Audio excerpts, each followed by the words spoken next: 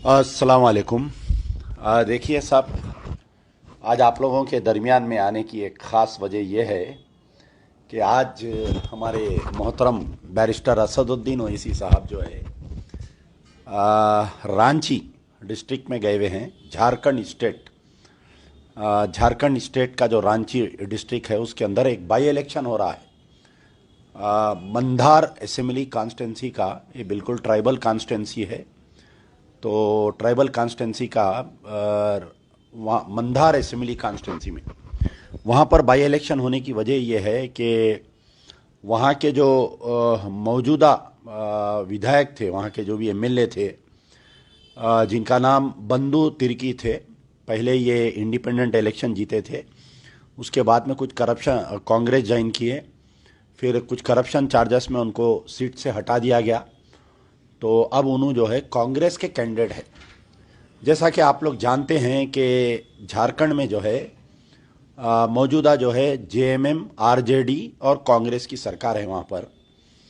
और ये झारखंड का बाई इलेक्शन इसलिए भी बहुत अहम है कि वहाँ पर हाल ही में ये जो गुस्ताख रसूल की, ये प्यारे नबी सल्लल्लाहु अलैहि वसल्लम की शान में गुस्ताखी के बाद में वहाँ पर साहिल और मुदस्सिर का, दो जनों का वहाँ पर पुलिस फायरिंग में इंतकाल हुआ, उनका शहीद हुए दोनों नौजवान।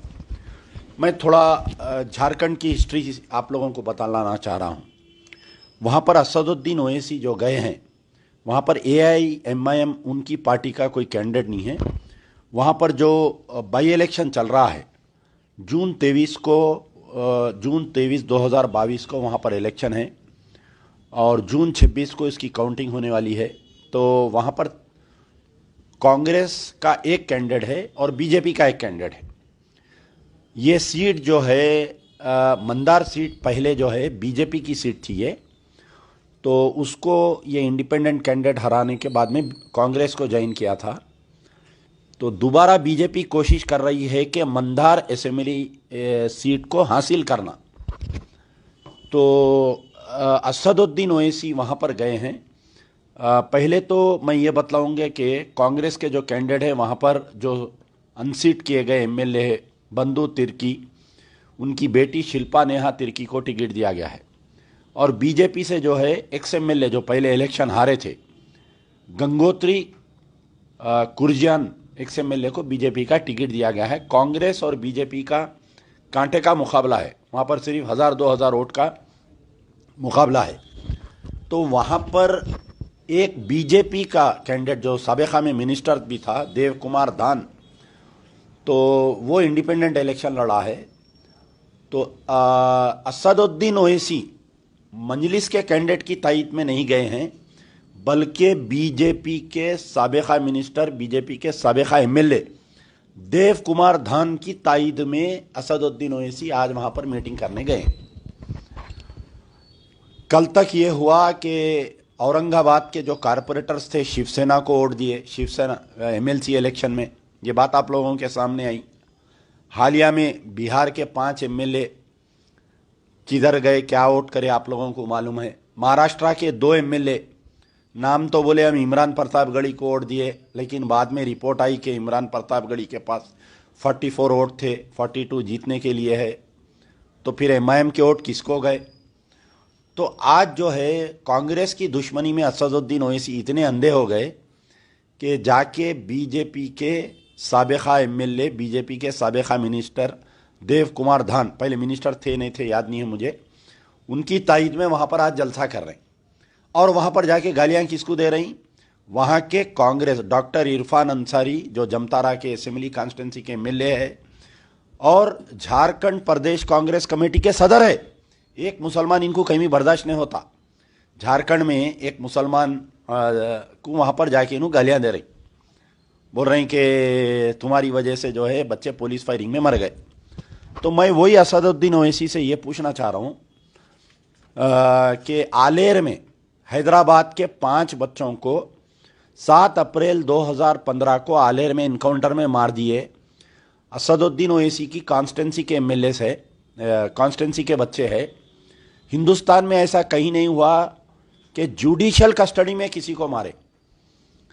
तेलंगाना में ऐसा हुआ। तेलंगाना में किसकी सरकार है भाई? टीआरएस की सरकार है। और एआईएमआईएम टीआरएस दोनों जने पिछले 8 साल से पावर शेयरिंग में है। वरंगल में लाकअप में एक बिहार के, एक उत्तर प्रदेश के मुजफ्फरनगर के लड़के को यहाँ पर वरंगल में लाकअप डेथ में मार दिए।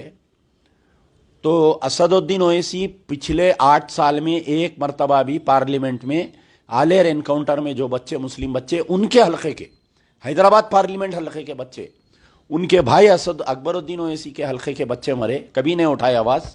बल्कि इनको हमदर्दी आ गई कि झारखंड में जो पुलिस फायरिंग में जो साहिल और मुदस्सिर मरे, उनके साथ जाके फ़ोटो खिंचा के वहाँ पर पोलराइजेशन करके वहाँ पर बीजेपी को जिताने के लिए वहाँ पर गए हुए हैं। यकीनन ठीक है, वहाँ पर गए, आप बहुत अच्छा काम करें, लेकिन इलेक्शन में जाके आप बीजेपी के साबिका रिबल कैंडिडेट को क्यों मदद कर रही हैं, मेरा सवाल है। दूसरी चीज़, यहाँ पर वक्फ के जायदादें इतने तबाह हो गए। हाल ही में दरगाह हज़रत हुसैन शाह वली की असदुद्दीन ओवैसी 1994 से लेकर आज की तारीख तक वक्फ बोर्ड के मेंबर है। इनकी पार्टी का एक एमएलए वक्फ बोर्ड में है। टीआरएस की सरकार को इनकी तायद है, टीआरएस को इनकी तायद है। दरगाह हज़रत हुसैन शाह वली की एक अहम ज़मीन जो 50 करोड़ की है, मुसलमानों की ज़मीन, वक्फ बोर्ड केस हार गया, टीआरएस गवर्नमेंट केस जीत गई। तो आप इधर गवर्नमेंट में भी है, इधर आप जो है वक्फ बोर्ड के मेंबर भी है। मुसलमानों की 50 करोड़ की अमलाक का जो है नुकसान हो गया, तो आप जो है उसमें आवाज़ नहीं उठाए आज की तारीख तक। क्या वजह है, क्यों खामोश है असदुद्दीन ओवैसी? आप जाके मंधार में वहाँ पर पोलराइजेशन कर रहे हैं, वहाँ जाके डॉक्टर इरफान अंसारी कांग्रेस के एक एमएलए के खिलाफ में बोल रहे हैं। आपके हलके में आलेर एनकाउंटर हुआ तो आप नहीं कुछ बोल रही, आपके हलके में वक्फ की जायदादें तबाह हो जा रही तो आप नहीं बोल रही। थोड़ा मैं माजी में लेके जाता हूँ लोगों को। झारखंड में क्या हुआ आप लोगों को नहीं मालूम।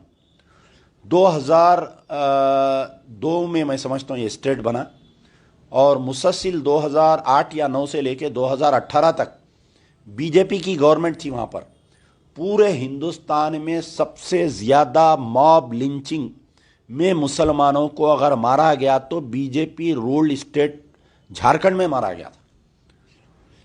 मई 2015 से लेकर दिसंबर 2018 तक 17 डेथ हुए, 17 मुसलमानों को मॉब लिंचिंग में बीजेपी के दौरे इख्तिदार में झारखंड में मारा गया। आज वही बीजेपी को जिताने के लिए असदुद्दीन ओवैसी पोलराइजेशन करने के लिए Mandar assembly constituency, Ranchi district, Jharkhand में जा पहुंचे। आप आज का पूरा जितने भी लोग हैं पढ़े लिखे हैं, मैं उनसे गुजारिश कर रहा हूं, कैरवान मैगजीन में 30 सितंबर 2019 की एक रिपोर्ट है, आप पढ़िए कि किस कदर मुसलमानों पे जुल्म किया गया जब बीजेपी रूल्ड बाई, जब झारखंड में बीजेपी की रूल थी, पार्टी रूलिंग में थी, वहाँ का सीएम था। और आज जिसकी तायद में, देव कुमार धान की तायद में जो असदुद्दीन ओवैसी गए, ये वो सिटिंग एमएलए था जब ये, जिस वक्त पे ये 17 मुसलमानों को मारा गया। असदुद्दीन ओवैसी को 17 मुसलमानों के मरने का अफसोस नहीं है, लेकिन कांग्रेस की दुश्मनी में देव कुमार धान के तायद में चले गए। तबरेज़ अंसारी, झारखंड में 17 जून 2019 को एक तबरेज़ अंसारी को इलेक्ट्रिक के पोल से बंध के मारे थे, याद है आप लोगों को। उसको इतना मारे थे कि चोरी के इल्ज़ाम में, थेफ्ट केस में लेके जाके, फिर बाद में उसको जो है केस में बुक करके अदमरा तबरेज़ अंसारी को जेल को भेजे। 4 दिन के बाद में उन्हें जेल में मर गया। और एक ही ख़ानदान के ये चरवाहे थे जिनके ऊपर जो है ये गायों की स्मगलिंग कर रहे हैं बोल के शेख हलीम, मोहम्मद साजिद, सिराज खान और नईम 18 मई 2017 को एक ही ख़ानदान के 4 लोगों को मार दिए, एक ख़वातीन को ज़ख्मी करे थे।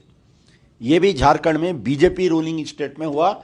उस वक्त पे मैं समझता हूँ ये देव कुमार धान, आज जिसकी असदुद्दीन ओवैसी तायद में गए, ये बीजेपी का एमएलए था। बीजेपी की गवर्नमेंट में 17 मुसलमानों को मारे, एक ही ख़ानदान के 4 चरवाहों को मारे वहाँ पर।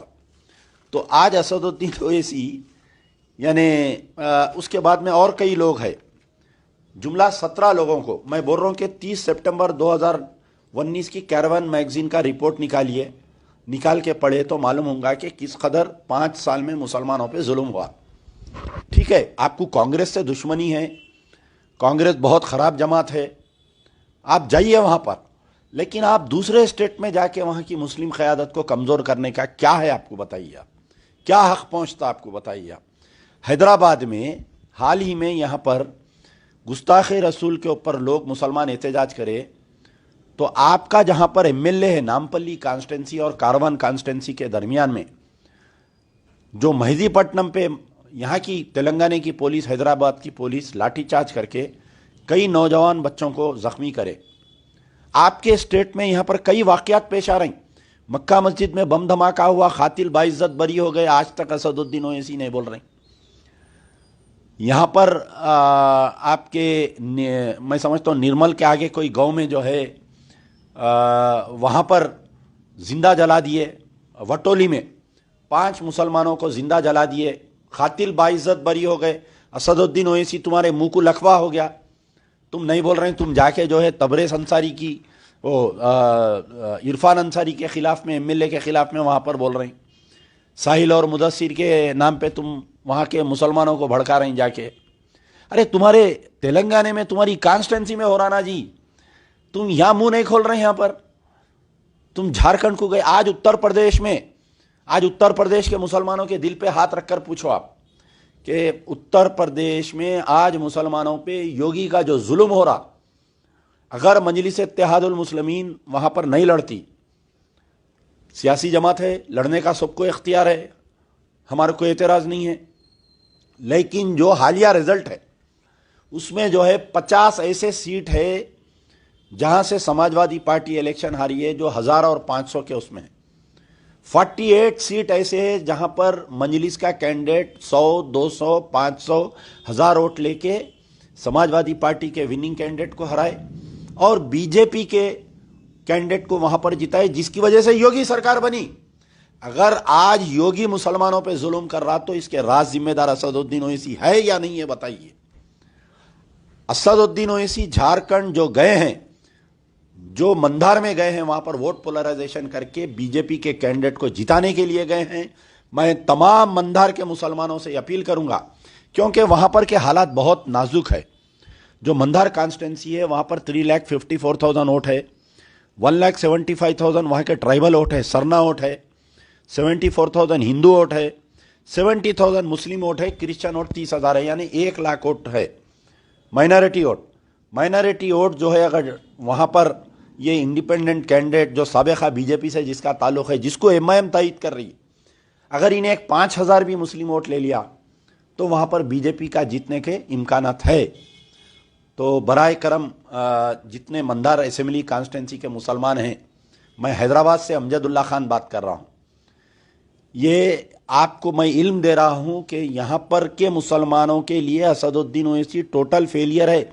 60 साल से इनकी पार्टी रूलिंग में है, इनके बाप, इनू, इनके भाई, लेकिन उसके बावजूद यहाँ के कई वाक़यात पे इनू मुँह मूछे हुए है, जैसा मैं बताया। इनके बातों में मत आइए। और मैं हमारे डॉक्टर इरफान अंसारी साहब से भी, जो एमएलए है जमतारा के, उनसे भी मैं गुजारिश करूँगा कि आप एक मरतबा हैदराबाद आइए, इनकी स्टडी करिए, और ताकि आप वहाँ के मुसलमानों को पूरा हालात बता सकते हैं। यार जिंदा सोबत बाकी।